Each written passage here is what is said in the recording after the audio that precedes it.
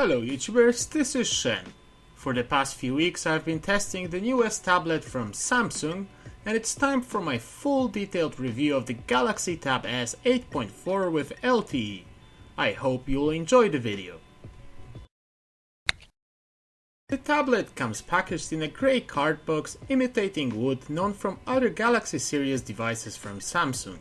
On the back you can find the technical specs such as the 2K resolution of the screen, octa-core CPU or 3GB of RAM, which the newest flagship from Samsung has been equipped with.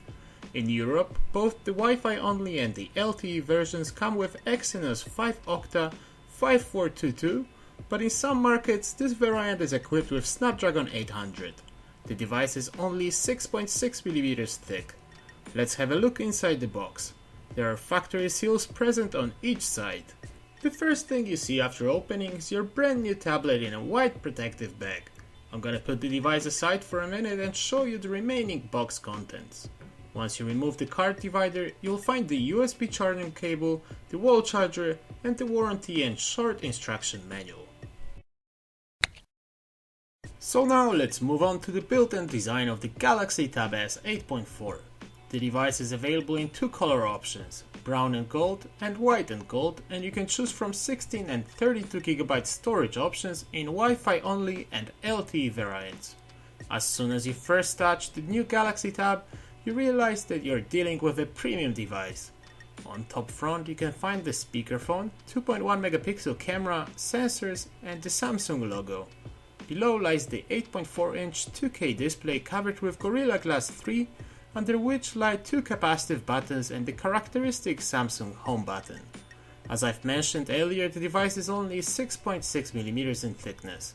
On the right side in horizontal position lies the first stereo speaker, the headphone jack, the micro USB port and the first microphone. On the top in LTE version is the micro SIM slot, the micro SD slot and the infrared port, as well as the volume rocker and the power button. The left side is where you'll find the second microphone and the second stereo speaker. The back is made of plastic material known from Galaxy S5. On the top lies the 8MP camera module with flash and the Samsung logo. Additionally, we have the mounts for dedicated cases from Samsung, which are not buttons as some might think. On first boot you will be welcomed by the booting animation with Samsung logo and a standard Android configuration. Let's have a look at the spec sheet. The European version of the LTE variant of Galaxy Tab S 8.4 comes equipped with octa-core Exynos 5422 with big small architecture and 4 A15 cores clocked at 1.9 GHz, as well as 4 low power consumption A7 cores clocked at 1.3 GHz and Mali T628 graphics chip. The device is equipped with Bluetooth 4.0, LTE, GPS and GLONASS. With airplane mode switched on, the Tab S locked onto 20 satellites within just a couple of seconds. It had no problems with Wi-Fi and mobile network reception either.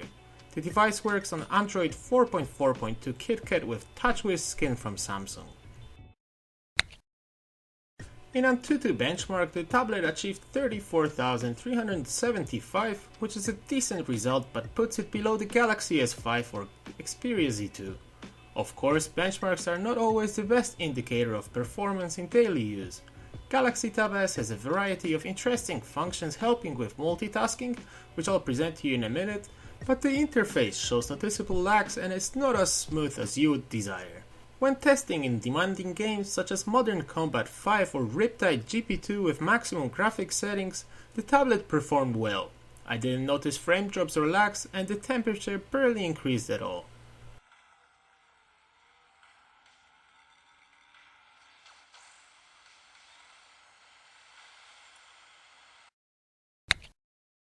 Galaxy Tab S 8.4 comes equipped with two stereo speakers located on the left and right side of the device whilst holding it in horizontal position. This location is not perfect and causes accidental muffling, for example whilst playing games. It would have been a lot better have Samsung placed them on the front. Nevertheless, the sound is good and a built-in virtual 7.1 sound option in music and video apps gives the sound a nice surround effect perfect for movies. The device can also function as a phone, and the speakerphone is loud and I had no complaints from people.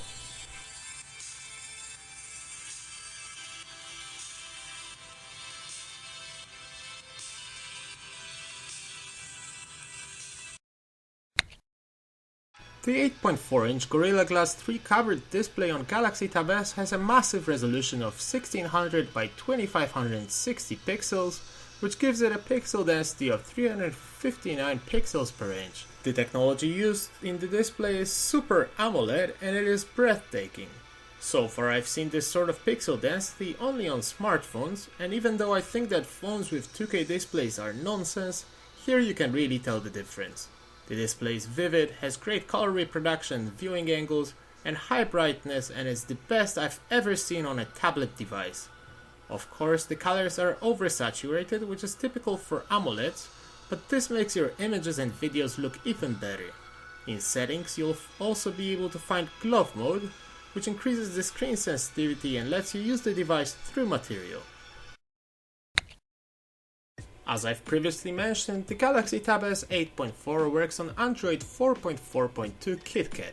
There are now 2 newer versions of Android available, and it is a little bit worrying that Samsung has not yet updated its flagship tablet. The TouchWiz skin from Samsung completely changes the look of the interface and adds a multitude of functions. Personally, I'm not a fan of the look, but let's not discuss personal taste. Samsung delivers a long list of applications and functions to the user which make the device perfect not only for entertainment, but also for work, and it does it better than competitors. Let's start from a few ways you can multitask. First up, we have the multi-window mode. Swipe from the right of the screen and you'll find a list of all apps compatible with multi-window mode. Choose 2 from the list and the screen will split. That's how you can, for example, simultaneously browse the web and watch a YouTube video. I'm not a fan of this feature on smartphones, but here on a tablet it makes a lot of sense. The next feature is a toolbox, which creates an expandable shortcut to up to 5 applications. A tablet is very often a device used by entire families. In Galaxy Tab S you can create multiple password protected profiles and restrict access to applications for specific users, which is a great way for parental control. Additionally, we have a privacy mode, which allows you to hide elements in your music, video and picture galleries and protect them with password. In LTE version of the tablet you'll find a standard dialer app and you can of course use it as a phone. Because of its size it doesn't look natural, and I suggest that you use a headset to not make people around you laugh. In settings there is a blocking mode where you can set a period of time during which all notifications will be muted.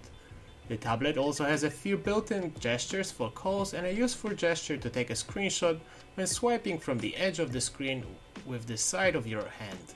Now let's take a look at the pre-installed apps. I'm just gonna mention a few of them. First up is Galaxy Apps, or Galaxy Play Store alternative from Samsung, where you can find special offers for Galaxy device owners. Inside the Gallery app on Galaxy Tab S you'll find a Studio, where you can easily edit your pictures, create beautiful collages, and edit video recordings. The tablet is also equipped with an infrared sensor and can substitute a remote to any television.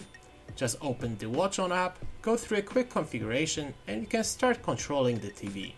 Yet another gimmicky feature is a built-in fingerprint scanner located just above the home button, which can replace a pin for screen unlocking. I thought it was quite annoying to be honest and preferred the traditional way. Overall, Samsung offers a nice package of apps and features in its flagship tablet, but unfortunately the interface of TouchWiz quite often shows lags. Galaxy Tab S 8.4 comes equipped with a 4900 mAh lithium-ion battery. I've been testing the device for a month and the battery life varied. With SIM card in the device and LTE switched on, I would usually get around 3.5 to 4 hours of screen on time and 14 hours overall. This result is similar to what you would get from the newest smartphones. Of course, on Wi-Fi or without a SIM card it would increase, but I bought an LTE tablet to use it with LTE on. In tablet settings you can find an extreme power saving mode, which limits the functionality to a minimum and decreases the screen brightness to significantly extend battery life. There is no doubt about the fact that tablets are not perfect when it comes to photography, and people who use them for this purpose look hilarious. Nevertheless, I've sacrificed my dignity and tested the camera in the device. The camera application offers a standard layout with quick toggles and the settings shortcut on the left side in horizontal position. In settings, you will find a large number of toggles, such as image stabilization, resolution settings, or ISO. The tablet can record video in maximum resolution of Full HD. There are a few photography modes that can be found within the app, such as dual capture, panorama, or HDR. When it comes to the quality of pictures taken with the 8 megapixel shooter, they were very decent. I was left quite impressed with the HDR mode and panorama mode. The first lets you take beautifully lit landscape shots, and the second, panoramas in high resolution. The front 2.1 megapixel camera is very average. When it comes to video recording in Full HD, I've tested it in an Irish bar whilst recording a traditional band, and the result is once again good.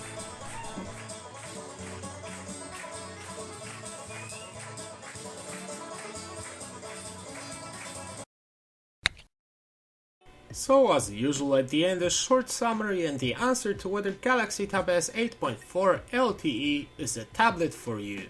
I have to say that the device left me impressed. Its build quality and interesting design, as well as beautiful high resolution display, good camera and a ton of features are its main strengths.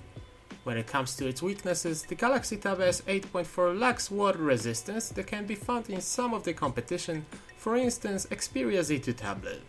Additionally, the speakers could have been located in the front, the battery life could be a little longer, and the interface more smooth. Nevertheless, in my opinion, this is the best tablet that I have ever tested, and Samsung really did a great job. I hope that you've enjoyed my review. If you did, don't forget to subscribe to my YouTube channel and click the thumb up button under the video. Thanks for watching.